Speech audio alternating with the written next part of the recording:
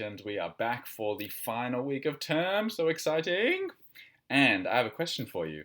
What shape is a soccer ball? Pretty easy question, right? It's a sphere. It's round. It's like a 3D circle. It's a sphere. But no, it is not a sphere. How would you make something that is a sphere out of like material? If you were going to make a soccer ball, or a basketball or anything, how would you do it? Which shapes would you use? Because I guess if you like stab a soccer ball and then cut it and then fold it out, you might get two like weird like hemisphere things. But actually, that is not the best way to make a soccer ball. You could try to make a sphere with some of these like long loopy like strappy bits, but this isn't really a sphere, is it? It's more like what's a 3D oval called? Let's look it up. 3D oval shape. When my internet decides to work. Over here in the office, away from the internet. There we go. An ovid. There you go. Did not know that. An ovid. It's more like an ovid than a sphere. Here we have a sphere. And they've got weird like sunglassy bits and then these weird like three leg bits. Very strange. That's how they make a sphere blow up. But there is actually, it's quite complicated. I learned about this in university. What they've actually done is they've gotten a shape that's as close to a sphere as they can get, and then they've just shaved it a bit to make it more like a sphere, so that when we pump that thing full of air, it becomes a sphere. And it's called an icosahedron. It's one of these. It has triangular faces. But then, I don't even know how many. 1, 2, 3, 4, 5, 6, 7, 8, 9. I would guess maybe 16 faces. Who knows? Let's find out. How many faces does an icosahedron have? While that's loading, let me show you what they do. What they do is they shave off these pointy bits here, because you don't want a sharp soccer ball. That would be painful. They shave them off there. And what it does is if you shave these 3 corners off and you just chop them, then you would cut it out like this. So this bit would then become a 1, 2, 3, 4, 5-sided shape. There will be a pentagon in there. And if you cut this, and then this one as well, and this one as well, these big triangles would become 1, 2, 3, 4, 5, 6. So what you get is a sphere that's made up of hexagons and pentagons. Which is interesting, hey? You never really think about what shape a soccer ball is. You just think it's around a sphere. But no, it is a chopped up or shaved off icosahedron. How many faces you got? 20 faces. 16 wasn't too far off. And then let's see how... So yeah, this is what I'm talking about. They shave it off here, and that gives you a pentagon. And then if you imagine the pentagon there, and another one there, and another one there, it chops off the corners of this triangle here. So then you get 1, 2, 3, 4, 5, 6. And then here's what you get. That's the soccer ball there. It's called a truncated icosahedron. So these used to be triangle faces, triangle points here. So it used to be a triangle that comes across here, and then here, and then here, and then here.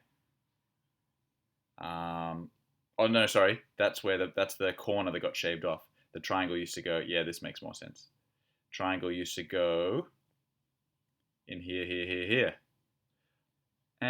But it's got 3 hexagons together. How can, bro? I guess that's how it is if you shave off those corners. There you go. And they've tried a lot of different ones. Look at this kind of, this one's a lot more detailed. That's a dodecahedron that's been varied and maybe truncated, chopped off a little bit. And you couldn't do it with these ones because they're too pointy, but this gives you a nice spherical shape. Check out this one though. Maybe that's too hard to make. What's this one? This is number 20. Subdivision of the dodecahedron. There you go. Interesting, interesting. So that's what shape a soccer ball is, year 5s.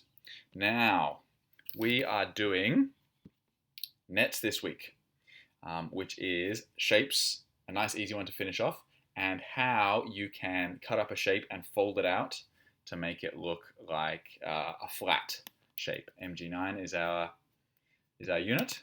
And the strategy for this, mathematicians, is all about that base. All about that base. No trouble. You might know that song. Don't listen to that song. But also, remember, I think I told you this for the angles topic, where you start on the base when you use the protractor to measure. And I talked about how my Mrs. Sheehan's cousin loves the base of cheesecakes. So if you take a cheesecake and you give it to that family and you leave it in the fridge, you'll come down the next morning and the whole base of the cheesecake will be eaten and just the topping will be on there. He is all about that base. What I mean by that, year 5, is you check the base first. This is today's work. I'll come back to that in a second. But this is going to be tomorrow's work. And the base is the key part. So when we're looking at this square pyramid, the base is what you start with, which is a square, because it's called a square pyramid.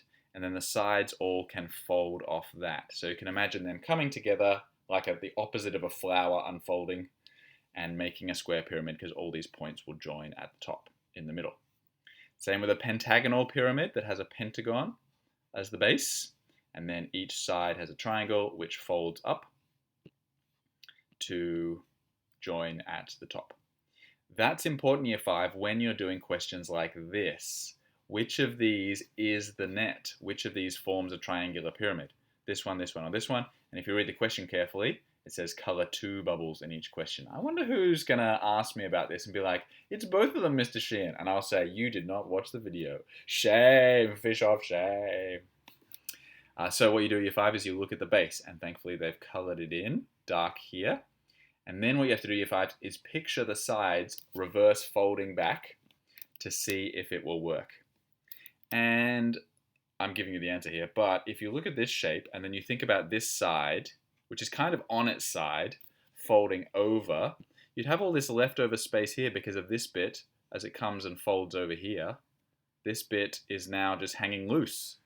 And so they all join here, and then you get another loose bit, and you'd have a gap in the base. So you know it's not that one. We're all about that base. And then it would be these two, because you have to color 2 bubbles in each question. All about that base. We'll come back and talk about it next video, year 5, tomorrow, for when you do a question like this. There are, how many? 3 different nets, all different, all broken up, and you've got to figure out which nets go together. So that's where all about that base really starts to get important. Today, you're just cutting out these, so you'll need a printer. Yes, you could also make it yourself if you don't have a printer. You could just get a spare piece of paper and make a similar shape. And what I want you to do is to make sure you write the name. This is the most important bit. The name of the shape on each base, all about that base. And then that's what you upload. Okay, looking forward to seeing that, year 5s. See you on the Zoom. Let me know if you have any questions. Bye.